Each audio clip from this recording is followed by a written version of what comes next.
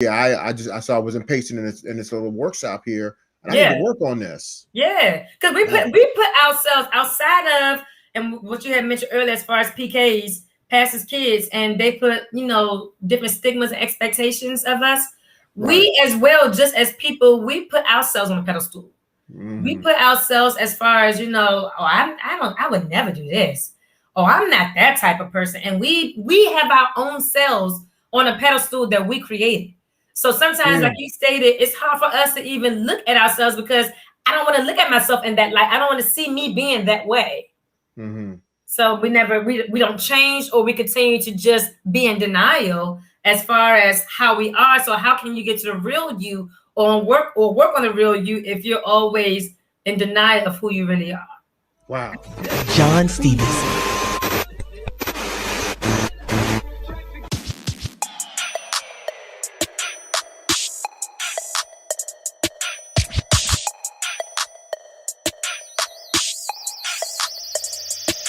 Welcome to Vision for Change Radio with John Stevenson. When faith meets information, everything is possible. It takes just one moment to put your life on the road to success and personal fulfillment. Hey, good afternoon, good morning, wherever you are in the world. I'm so happy to be here today. Listen, y'all know who I am. I'm John Stevenson, and I want to welcome you all to another conversation at the wall. Y'all know I have some good people. I know some great people. You hear me? I got some good friends. Let me tell you, people call it tribe, your clique, or whatever you want to call it. I just call it my circle of love. I guess that could be. Can we call it that, JaNeise? That sounds great to me. Love. That works. Anyway, part of my circle of love is one of my good friends. I met this young lady. Oh my God, 7-8 years ago, over at Radio One, and it's wild saying that, isn't it? 7-8 years Yeah. ago. Wow. And when I first got into radio, a huge help and tremendous help to me. But she wasn't just working at Radio One. She had a lot going on, and she's got a lot going on now. And so, welcome to this conversation at the wall, Miss Hey. JaNeise Strurdivant. What's going on, Oh. lady? Can I tell you, Mr. John Stevenson? Let me just give the proper title. It's my pleasure. It's my honor. When I tell you all, this man right here, let me just salute and affirm him, because he does so much as far as, praising others. But I just gotta say, you all, this is an amazing man of God, husband, father. He is truly somebody that is genuine. He's the same no matter when or where you see him. And that's the type of the love that you want to have around you, especially this day and time. You want to have that type of positive, good spirited energy. And like he said back, I didn't realize Radio One was like 7-8 years ago. What in the world? It was a while, because I think it was, I started, let me think. I started in 2015. So it was a Wow. 6 years. It's still a long time. You I know why know. it's a long time? Because I remember when you came. I remember when you started. It was like you, and then there's a couple of other hosts, Sean Perry. Like all you all just kind of came around the same time, and you all were just getting into like the whole industry as far as just the radio. And you have some people that come and they have their shows, and they're not sure of the flow of radio. But John, he came in, he had his stuff, he had everything. I was just like, wait, what? I don't need to produce, I don't need to be here. I'm just literally just going to be taking in the information. And to this day, even as far as just your podcast and everything that you got going on, you're doing amazing. I appreciate that. I'm gonna tell you something. It was when we first started on radio, we needed all the help that we could get. It was Sean, it was Dr. Eve, and it was myself. And so we asked some questions, and then we relied on JaNeise. And here's the thing: we were all saying, like, okay, if JaNeise had a day off, we're like, oh man, so we were all concerned about how the show was gonna turn out. So yeah, you was helping us produce some stuff out there, boy. No, it was. But how you been, sis? How you been doing? I've been great. As great as I can be. Of course, with everything that's transpired, of course, it's had its effect and toll on people. But I chose, not to allow what's going on in the world to affect my world. So I've been literally just been, ever since Radio One days, I've been, working on just building my brand as far as my mentorship program and just doing things as far as ministry as well. I mean, I think I came to your church. You did. You came to Victory. Yeah, we're gonna talk about all this stuff because she's got a lot going on, you guys. So I'm telling you, this young lady, if you are in the DC area, we'll get to giving her information. You definitely got to have her come and love on your people. I'm gonna tell you. So here's what we're gonna start talking about because most folks don't know. Let's talk about your life first. Can we do that? Yeah, let's talk about your life because she's got an amazing life. From modeling to traveling overseas, all that good stuff. So tell us a little bit about some of the personal side. Who is JaNeise? Yeah. Who is JaNeise? Honestly, I think that's so great as far as just because when you let people know who you are, it gives them an understanding as far as why you do what you do. And just to kind of give a brief, I guess, bio in a sense. I'm a PK. My parents, Pastor James E. and Pamela D. Strurdivant, we reside. Our church is located in Forestville, Maryland. But we started out in DC, Northeast DC, and then we moved out to Maryland, Faith United Ministries. And it's just been one of those things. As far as being a PK, it's a journey in itself.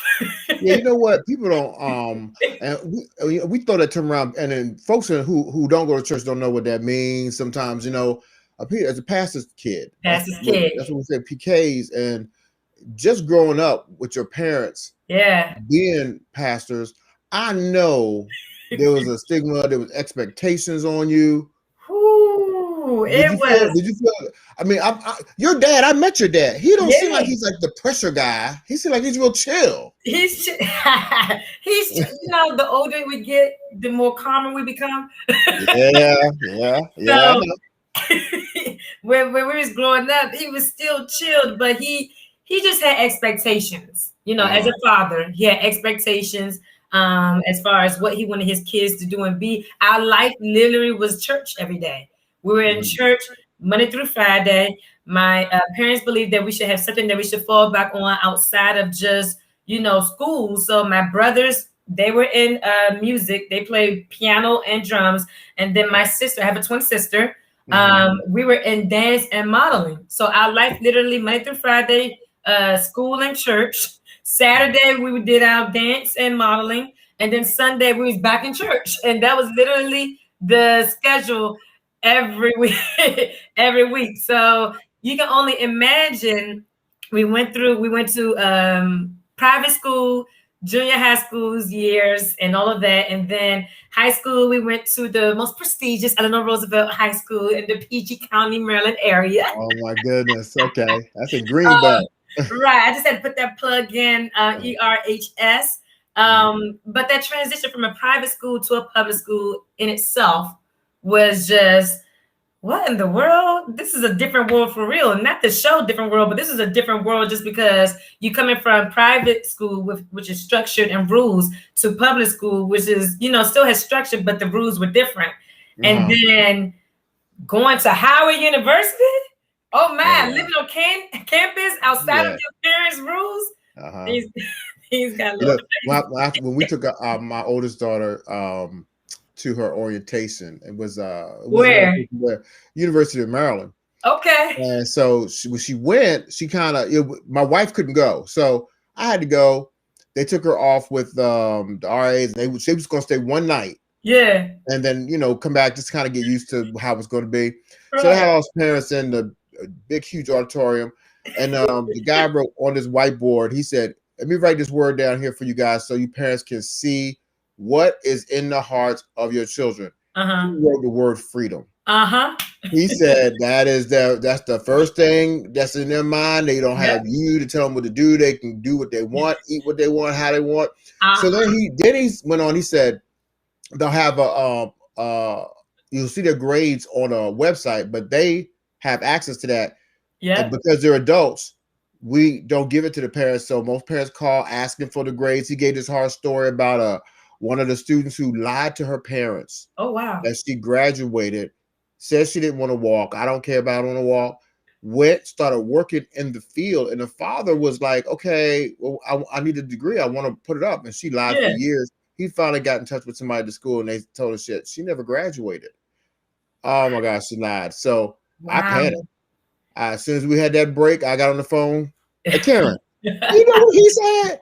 This guy told her the whole story. And then she said, oh, wait. I already got the password. And I told her the first time she don't give it to us or change it, she got paid herself. I'm like, all right, cool. But you didn't do that to your parents, did you? Exactly. So it was the same thing with my father. My mother didn't go on the campus with us. So it was the same thing. My father went on the campus. But they told my father, even as far as we was trying to fill out the paperwork and everything, or he was trying to fill it out rather, and they told him, no, that's not your job anymore. Like, they're now considered adults. And in his mind, he was thinking they just graduated from high school in May. How are they considered? And they were living in under my roof in May. How in August they're now considered adults 3 or 4 months later? So they told him to not fill out nothing, to not, do anything. And of course, we weren't really as knowledgeable because we didn't. So, I mean, we were signing up for credit cards, got credit cards. We was just... I know, because they come at you. They come at you. Stuff. Yep.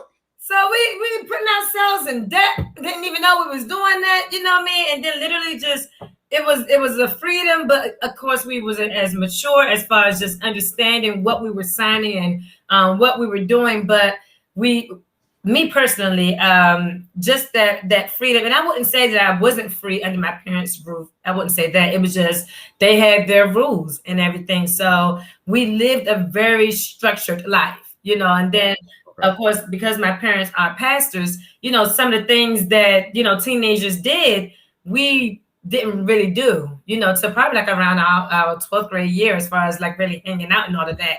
So I felt like I missed out. So I kind of made it up, my first year. I feel like I missed out so much as far as my high school years. I was like, let me make this up while I'm in college.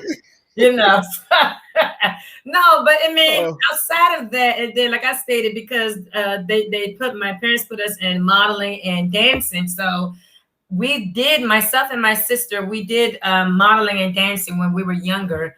Probably when we were like around 7 or 9. That was always every Saturday. And then once we got into our junior high school years, we stopped. We stopped doing that because it's like, we got too old. We've been doing this for so many years. Right. But I personally, once I was, not doing school, I actually opened up the modeling door again. Okay. And I actually pursued modeling full time, as far as just doing some things in the DMV area. And I've had the opportunity to work with some great designers and makeup artists and all of that. So, I mean, DC Fashion Week, I was able to do New York Fashion Week as well. Then I relocated and just wanted to get away from everybody. I wanted to like move from family and went all the way to the West Coast. Look, you're not going to drive up the street to see me. You got to get on a plane. Wow, did you? You went out there by yourself? I went out there. It was me and a friend of mine, one of my girlfriends to this day. And we relocated and lived in California for about a couple of years, 2.5 years, something like that. It was like, you know what? I wanted to be in the area where I could pursue modeling and acting. I also wanted to just kind of be away because I was doing so much as far as church and ministry. Mind you, as a PK, you're doing everything to support your family and the ministry. Right. So it's literally just my life was to support them and make sure that their dreams and goals came to pass. But it took a lot from me as far as just like, I'm focusing so much on this that I kind of lost me in the process. So that whole transition of relocating was not just a physical thing. It was emotional. It was mental. It was everything. And I love California. California was great. It was great for me. Got a chance to work with some people and be a part of some shoots. And, I auditioned for America's Next Top Model, just did some things as far as just pursuing that. But, as anything, you still kind of feel an emptiness when you're not really doing when you're called to do. Right. So although it was great experiences, and when I tell people like I lived in California and I got a chance to meet, Tyra Banks and different other people and stuff like that, they're excited and it was great, but it wasn't really like my purpose and what I'm supposed to be doing. So it's been so many stages. So how did you slide into that purpose? Because now, here's how I know you. Sure. I know you that grace to help young ladies. And when I watched you, I've watched some of your things and videos. Then when you came to our church and you were talking, boy, it was so lit when you came. How what got you to that point? Was that a reflection of, okay, here's what I learned through my life, so I want to show you guys? Is that what it came? Because here's what I believe. Exactly. Sometimes your misery becomes your ministry. And so go ahead, sir. I know, girl, you can keep it for a little bit, but just make sure you send me that check and you use it. I used to say to the radio all the time because I felt like that. I felt like some of the things that I'd gone through that's horrible, God got me out. And then now I'm able to teach it. Think about with Moses, if you go back to school now we're preaching. I didn't intend to do this. Nah, I love it though. But Moses, okay, he led the children of Israel through the wilderness, but he was in the wilderness 40 years prior. Yeah. And so I said, okay, how can you lead people through stuff that you haven't walked through? Did you feel like the same thing was happening with you? It's all about, for me, I'm learning this, that process, and whatever process, we all go through different processes in our lives. But each process that you go through, it teaches you a lesson. There's always a lesson through every storm. And although, like I said, California was the birthplace to a lot of things for me.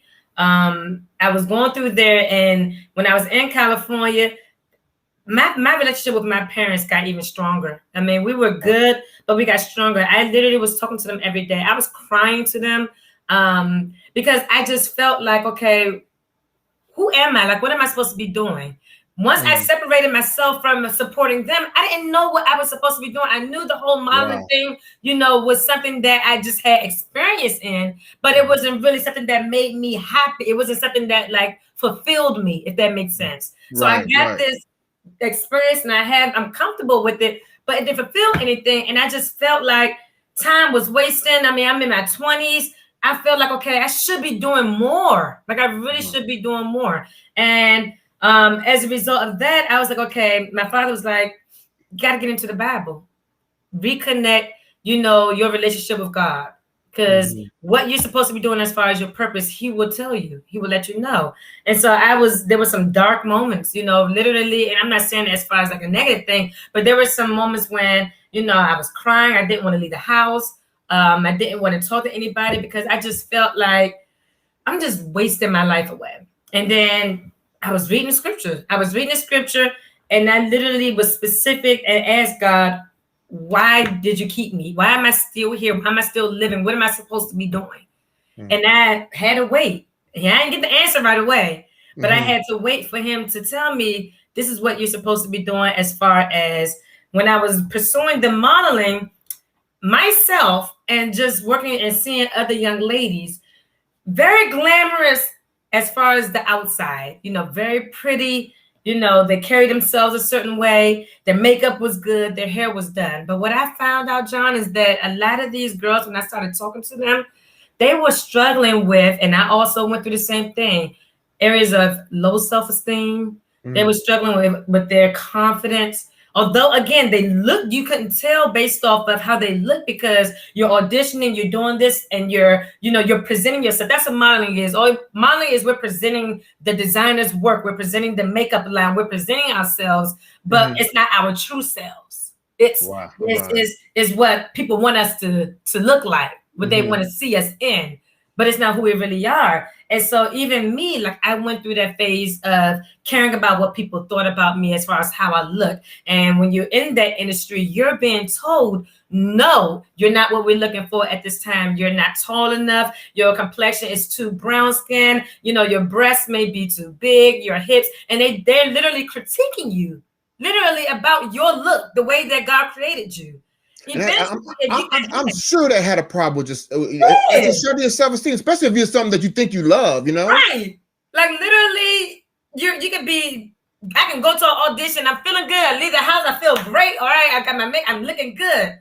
And then you go to an agency or go to an audition or a call, and then you present yourself to them and they ask you questions, and then they look at you and all of that, and then they say, you're not what we're looking for.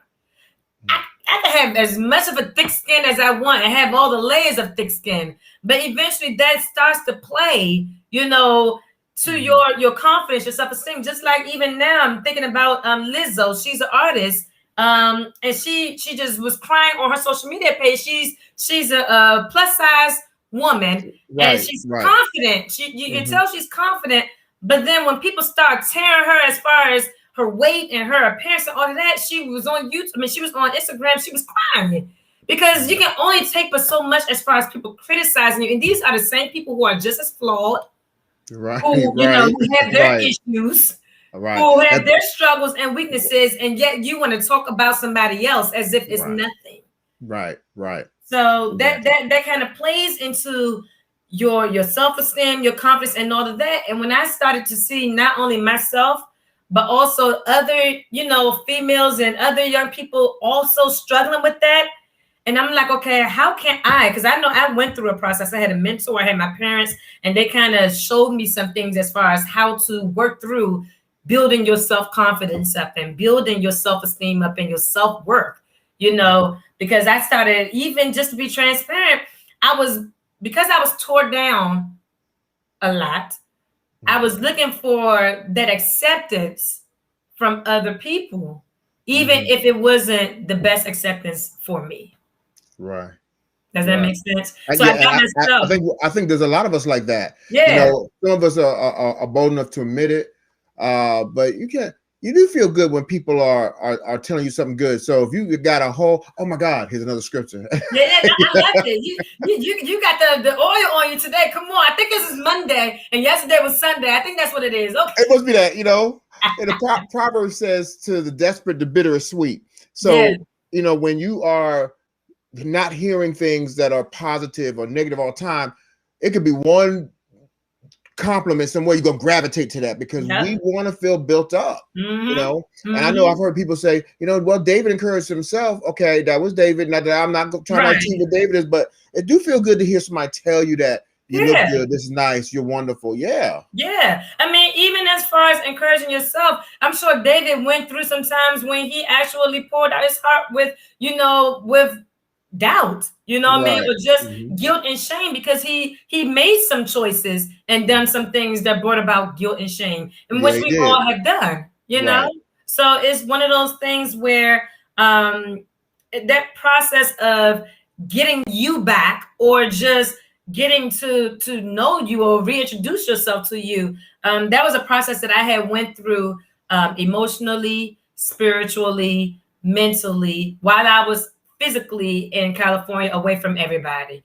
And I felt lonely, and I felt, it was a lonely time, but it was the time that was best for me, because once I got back from the West Coast to the East Coast, that's when my ministry, my business, and everything just kind of opened up a little bit more.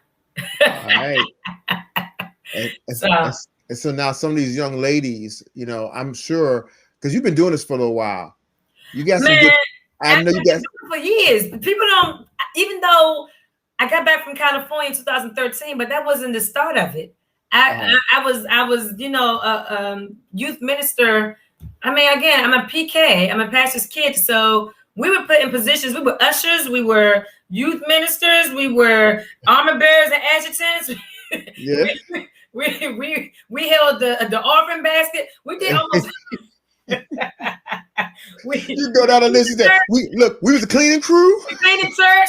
We cleaned the church. We did everything that you can think. Everything that you can think of. So as far as me working with the young people, I was literally over the youth ministry. I taught the dance ministry. I was working with young people even when I was a teenager.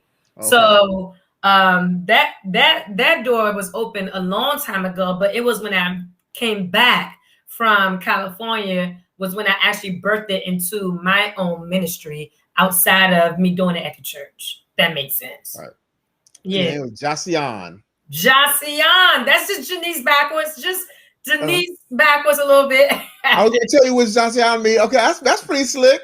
It's literally the Ja, and then it's just JaNeise, Neise, just kind of spelled back because I still wanted a part of me, which is my name, in my business. So you're not gonna really see a Josian, and if you see Josian, you know that's me.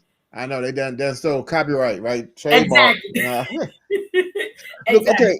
In some of these programs, I know I saw you do some vision boards. What are some of the things that you do with these young girls? Because they're so engaged and I mean, you're bringing things out of them that they don't realize they have in them.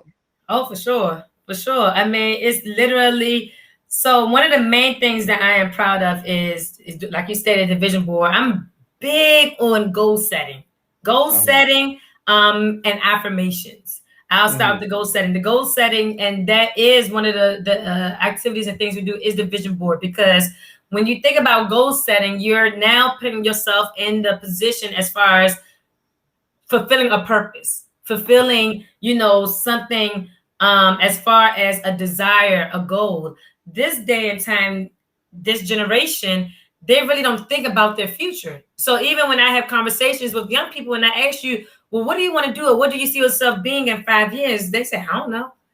Because they never thought about it. And they never actually taken the time to sit and consider, what am I good at? What do I enjoy?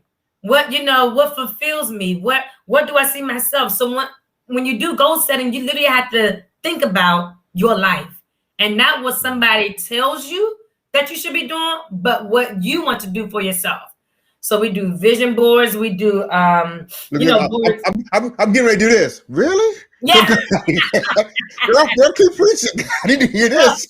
No, it's so true. Like I have a vision board, and the thing is, this is blank right now because I literally was working on it, and then I had actually, stopped and erased it so I can do it again with another group. But I have this wall board that I keep on my wall in my house, and I put stickers on it, good vibes, but I also have Post-it notes.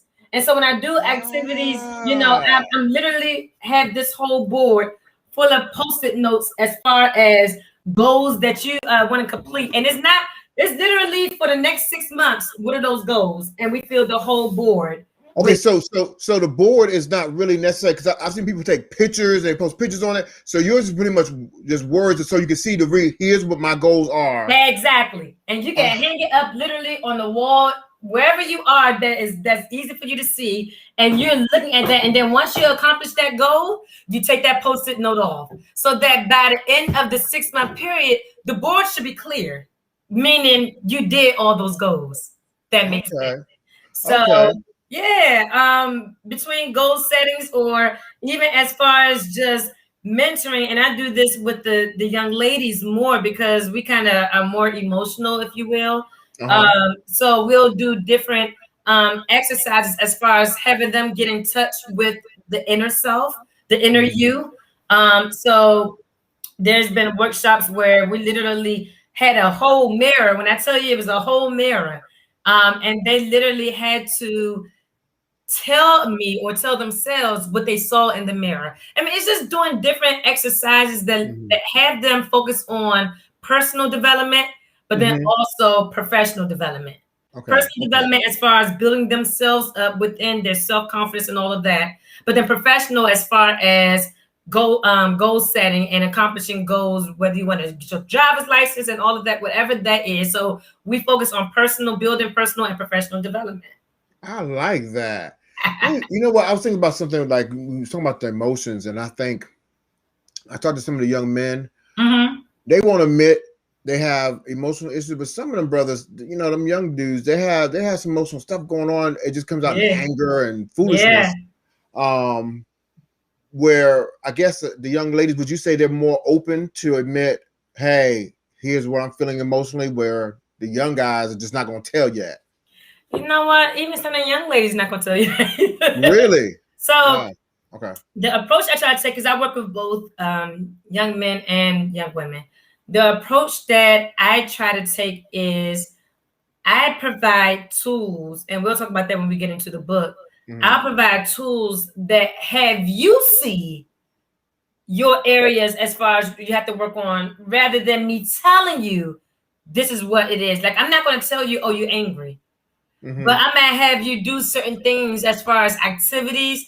If we're in person, we'll do like different physical activities or things like that that will show you how you are, because sometimes people may not actually, want to admit or know how to admit, oh, I am frustrated, you know what I mean? Or I do carry this. So we're gonna do activities, and then it's oh, so how did you see yourself in that activity? And then they'll say, oh, I see I don't have a lot of patience, or I see, that I get jealous easy. And they'll just be different things. And so now you're able to see about yourself, rather than, because sometimes if somebody tell you, oh, you're a jealous person, that shuts somebody down immediately.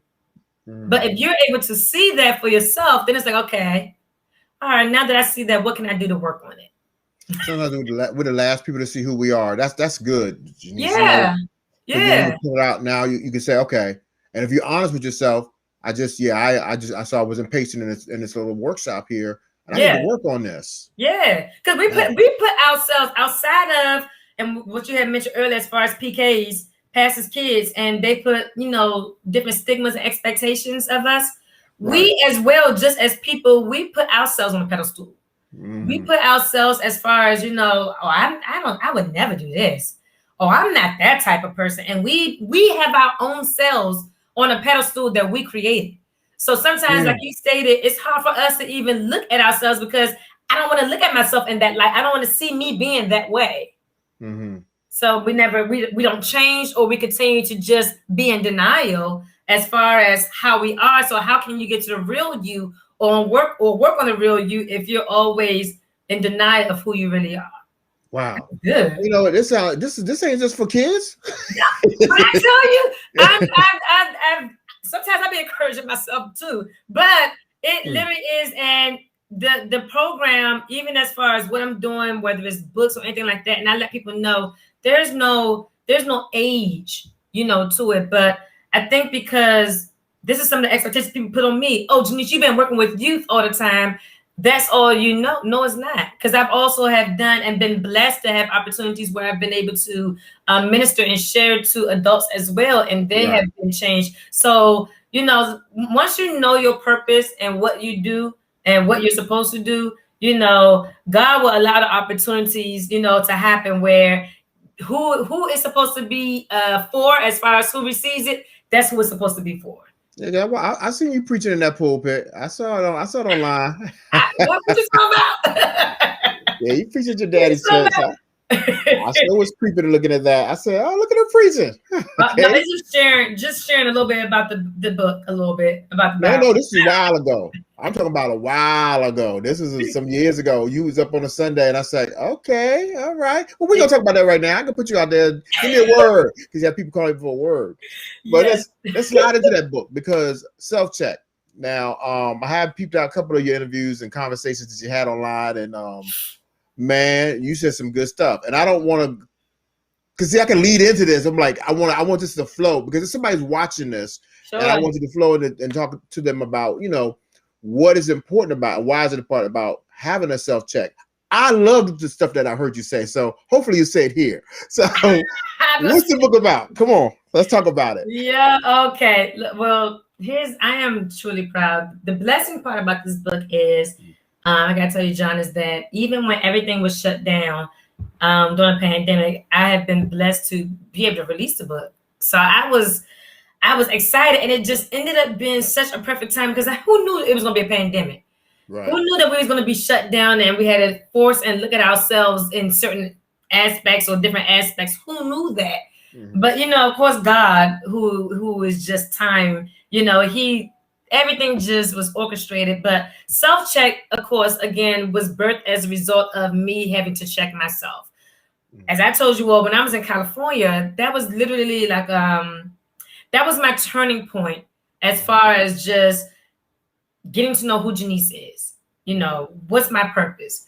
I was already going through before California, I was going through just a lot of rejection as far as being told no. And mind you, I'm a twin, as I stated. So imagine being compared to all your life, when people instantly hear you, you're a twin. Okay, so which one are you? Well, I'm JaNeise, and that's Jeanette. But who's the good one? Who's okay? So now, why does it have to be in comparison? Right, So right. we literally, to this day, people still do that. Oh, you're the twin that was. Oh gosh, people just won't let you live and be. But Wow. so I was being compared all the time to my twin sister. So I didn't really feel like I had my own identity in a sense because it was JaNeise and Jeanette, and because I was one that kind of held things in. My sister, she pretty much did all the talking for us growing up, as far as she was the more outspoken one. So I didn't really feel like I had a voice. I didn't really feel like what I wanted to say, and even if it wasn't anything specific, but what I wanted to say was, wanting to be heard. So I was kind of quiet from that aspect, got tired of being compared to, was always focusing on everybody else's dreams and goals and saying yes to whatever, and never took the time out as far as what I want to do and discover that part. So when I was in California and just in that transition of just trying to get through the rejection, trying to get through just who am I and what am I supposed to do? I went into the scriptures, and as I told you all, as far as discovering things. And then that's when I kind of realized, okay, so here's some of the stuff that I know that I'm dealing with, and some of the other people, as far as the models that I, came in contact with, and just other young people, as far as our self-confidence, that's something that I was struggling with. My self-esteem, that's something that I was struggling with. I was in relationships with people that wasn't the best relationship because I was looking for that self-affirmation or just that value or something. I don't know what I was looking for. So I just got into relationships. So I was like, okay, self-worth. What is my worth? Do I know my worth? Clearly I don't, because I keep on getting into dumb relationships looking for my worth. So having to discover who what my worth is, self-care, and do I take the time out to self-care? So literally, and I'm just naming the chapters that's in my book, self-check, because I had to check myself. And can I tell you, to this day, I'm still literally checking myself. I'm checking myself because I'm changing on the regular basis. And the way that I was thinking and moving last year, I'm not thinking and moving like that. And so even with this book, each chapter, even if it's like, okay, the first chapter is literally talking about self-confidence. And it's literally you discovering who you are. The first thing literally asks you, have you ever asked yourself, who are you? That's literally the first question of, who am I? And like I stated, even I was one of those ones where people would ask me, well, who are you? Or if I was going to an audition, well, tell me something about yourself. And I couldn't really answer that, And when I tell people about myself, I'm telling them about, well, I am, I got these accolades, and I got, these certificates and degrees, and I'm telling them all the things that I've accomplished. But what I've accomplished is not who I am. It's just what I've done. But it's not. Say that again, lady. That's a good word right there. That's good right there. What I've accomplished is what I've done. It's not who I am. So yes, I have the degrees. Yes, I have, all of the letters and awards and stuff. I have that. I've done well with that. But that's not who I am, because if that's the case, then who was I before I got the degrees and the awards and stuff? Right. So I literally had to separate and understand that your identity is not based off of what you've done or your titles, as you will if we go from the church perspective. If I am a minister, that's who I am as far as what I do, but that's not my identity, because I'm not ministering when I go to bed. I'm not ministering when I'm, so it's that process of discovering who is JaNeise, and who are you outside of your family, outside of being a PK, outside of you being a twin? Who are you? What makes you different? What makes you stand out? What makes you unique? Literally going through that process. And each chapter has its own set of activities based off of what the topic is. So if it's self-confidence, we got activities that help you focus on your confidence. Then each chapter have scriptures that can kind of give you some affirmation based off of what the Bible says as far as your self-confidence. And then each chapter has, a mirror moment. So you literally just got to kind of reflect on what you learned about yourself in that chapter as far as your self-confidence. And then you move on to self-esteem, and you go through that same process. And I always tell people, it's not a thing where you just kind of stop just because the book is over. Because the book is just a tool But as I stated, I'm still growing and learning me. I'm learning me to this day. I'm learning my changes. The older I'm getting, I'm learning how my mood switches, more frequently. I'm learning different things about me. So now I have to look and, check myself as far as, was your confidence the way it was before? Because something can happen and trigger, like for the audition calls, where I went for the model calls and my confidence was high, but as soon as somebody said something and I was in a vulnerable, low place, my confidence went low. So everything changes. But this book is literally a self-discovery book, as far as you knowing you outside of what other people may say you are. And hey, guess what, John? You can't blame nobody when you go through this journey. You can't blame your mom, your father. Most times when I'm talking to young people and I ask them certain questions, they'll say, oh, well, my mom ain't do this. And my dad ain't do this. So that's why my life is like this. And that's why I'm like that and all that. And we can give all those blaming to everybody. But then after you say, okay, now that we know your mom didn't do this and your dad didn't do this, who are you? And that's what the book Self-Check is about. I had to go through that for years, in my own life. My I didn't have, my dad wasn't around. We knew when I was younger. Okay. But my dad was actually married. And so, yeah, we had all, that came out later on. We found that out later on as we got older. But then for years, there were certain things that I did in elementary school, and I was told, he didn't have a dad. He didn't have a dad. And then this happened. He didn't have a dad. He didn't have a dad. Yeah. Till it got ingrained in us that the reason why I was carrying on or things were going on is because I didn't have a father. Right. And so it gives you that where, okay, this is your crutch. This is your excuse. Or this is why you'll never be able to do this because this psychologist told you this is what it was. And my mama said it. I'm saying it. And now we're operating in a spiritual principle by establishing ourselves in something, and that's a stronghold. And I was like, well, I had no dad. So I joke about it now. Yeah. Because I'm free from it.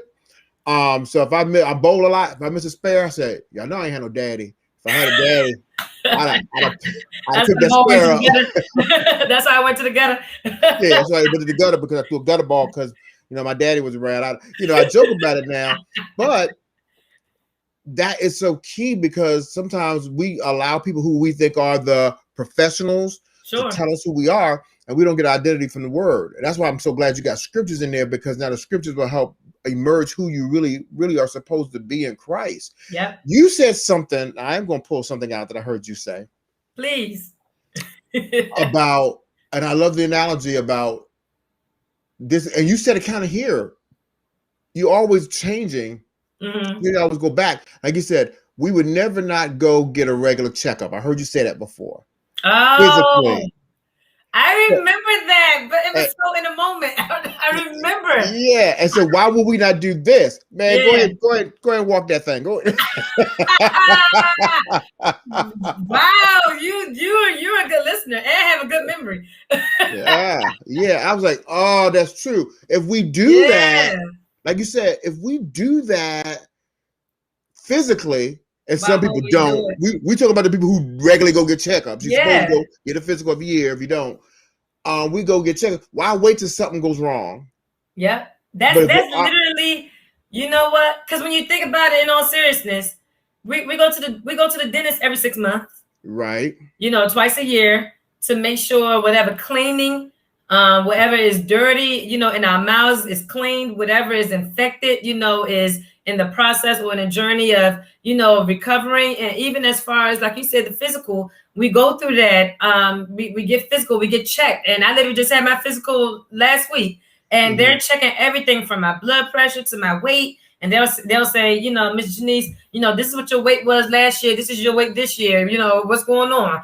Oh, this is your blood pressure, last year. And they'll compare as far as just what you were then and what you are now, just to kind of see if there's been any type of change or anything like that. Well, if we're doing that physically, why aren't we doing that emotionally as far as checking ourselves from, okay, well, my confidence was right here, last year, where is it this year? Because if you are constantly changing and growing, and then don't let life happen like the pandemic, or don't let you experience a trauma or a traumatic situation, that plays a part. Even as far as in our car, you think about your car, your dashboard your lights will come on as far as a warning if something Right. needs to be changed. You'll get a maintenance light that comes on. Right. You'll get, your pressure on your tires, is kind of low. You need to get that, and we get those warning signs. So as we do as far as our physical cells,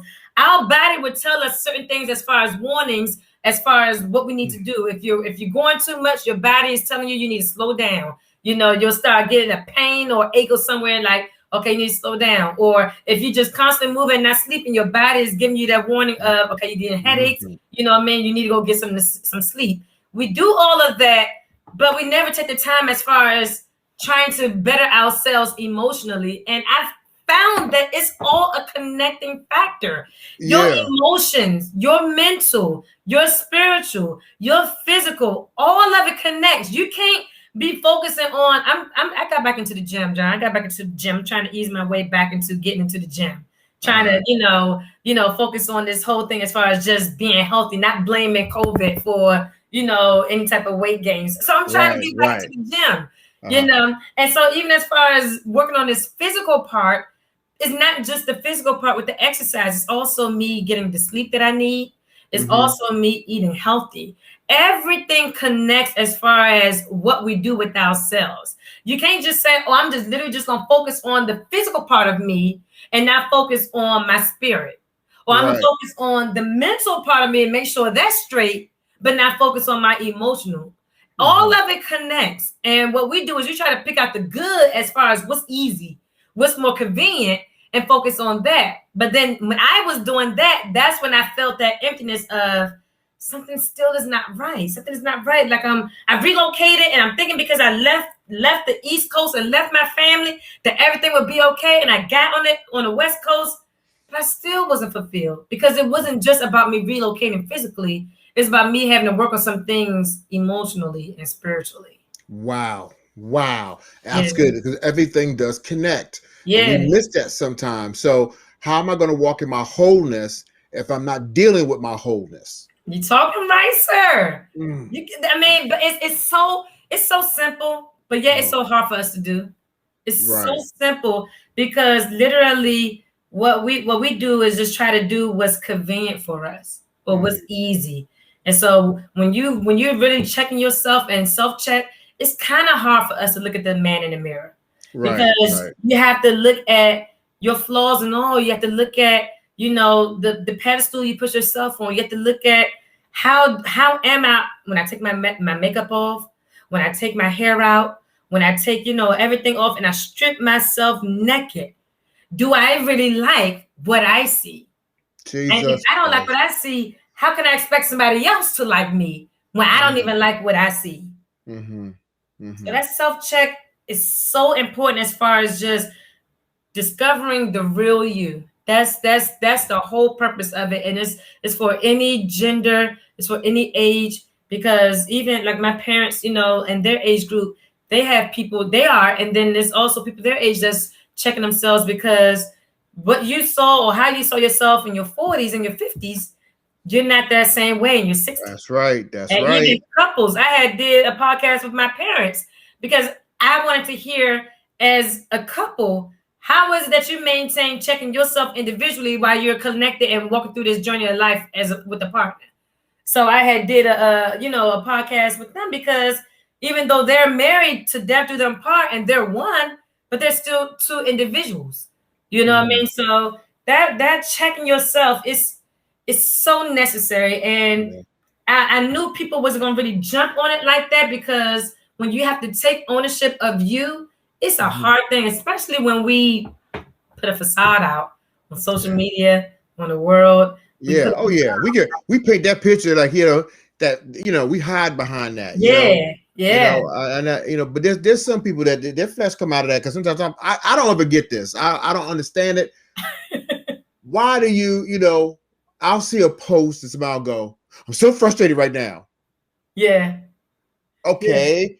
What's going on, boo? And it's like, okay, so, you need some help. So that's a cry for help. So that's how I take it, you know. So I don't put it out there. If I'm gonna hit somebody up, I'm gonna go to your inbox and go, okay, what's going on? So you posted it. I'm not gonna put it out here for everybody to see. Directly message, you know, yeah. If you really need some help, you're gonna hit me back there, or you'll keep talking so everybody can see it because you want that attention, you know. And but that's a whole another issue in itself. Yeah, man.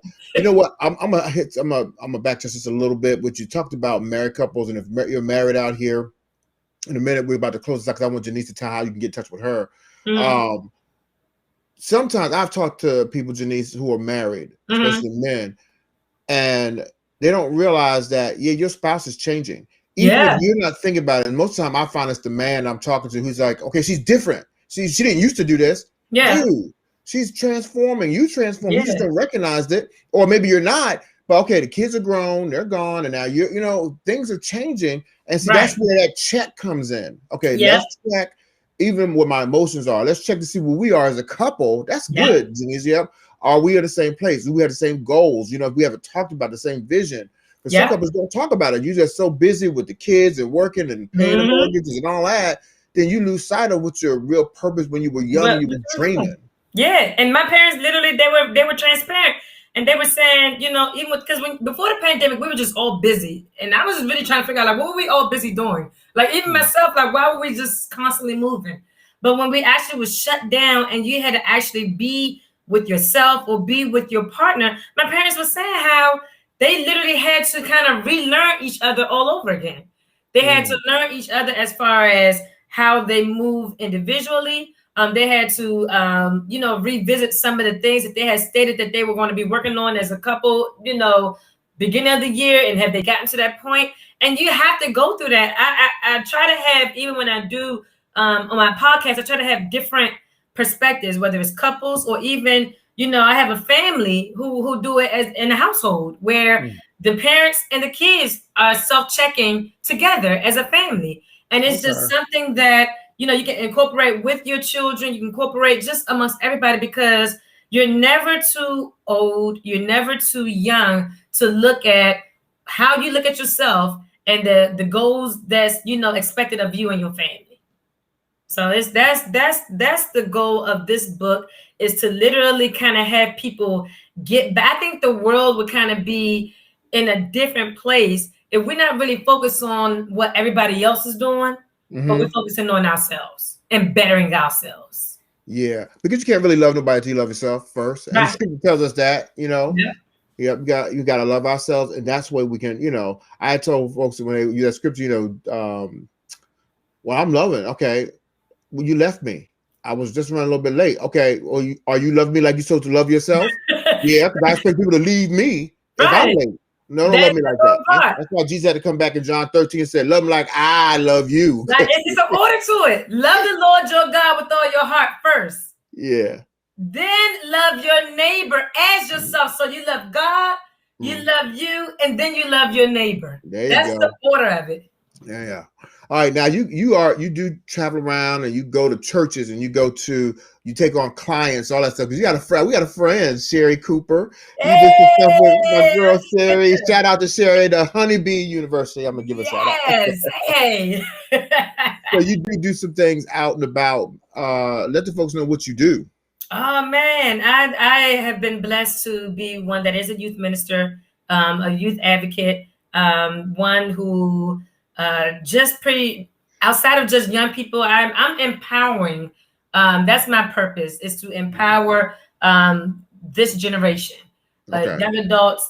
So anything as far as being able to travel, whether it's in the country or out of the country, to be able to motivate and empower and to just kind of get people reconnected with themselves and then reconnected with God. That's the mission. That's the goal. Okay. How can I get? We got some folks out there listening, going, "Okay, how I get in touch with her?" Literally everything is. I try to keep it simple for everybody. My website is www.JaNeiseStrurdivant.com. Okay. My Facebook is under JaNeise Strurdivant. My Instagram is under JaNeise Strurdivant. So everything is literally under JaNeise Strurdivant. And either one of those platforms, my website or anything like that, you can just send a message, send me a direct message, and I will respond back. I don't have an assistant. I don't have nobody. I'm gonna respond back directly. See, that's good sometimes. Yeah. Yeah. I've been dealing with certain folks, and there's, especially when you're on the radio, when you're talking to folks, you talk to publicists and everybody else, and they Yeah. might forget you. Oh, I did talk to him. He's gonna come, but let me find out they confirm. Like, oh my goodness. Right. And sometimes if I can catch them through directly through Instagram, oh, they hit me back. I'm like, thank you, Jesus. You know? Right. Yes. I would definitely do that. Yeah. So we can get you. Just me, please. It's literally just me. I know what that process feels like. Again, I'm a PK. I've seen it. So no, it would literally be just me. Okay. All right. If you had to give somebody something closing out and tell them something and give them something to think about or something that's in your heart, what would you say right now? Because I got the Vision for Change podcast, and I'm all about the vision and everything. So I mean, what would you tell them? And that has to be vision. What else? What is on your heart? No, it would kind of tie into vision. I think ultimately, be true to you, and don't allow the stigma or the expectations of other people to alter or change how you view you. And that's literally from my heart to yours. You've heard my testimony. As a result of I allowed people's expectations to affect me, and it took me through a process that is rewarding now, because I'm able to do what I do as a result of the process.